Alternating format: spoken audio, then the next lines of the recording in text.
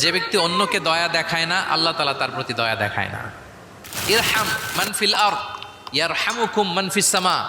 এই দুনিয়াতে যারা আছে তোমরা তাদের প্রতি দয়া দেখাও, যিনি আকাশে আছেন তিনি তোমাদের প্রতি দয়া দেখাবেন। তাহলে এই জমিনে কি শুধু আমরাই থাকি নাকি?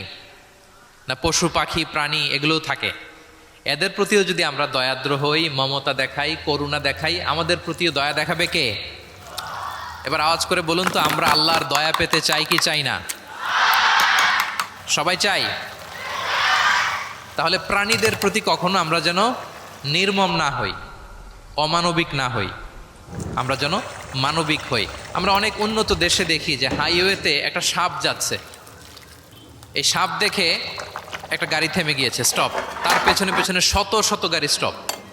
তারা বন বিভাগকে নক দেয়, স্থানীয় পুলিশকে ফোন দেয়, তারা এসে সাপটাকে উদ্ধার করে এরপরে গাড়িগুলো চলতে শুরু করে।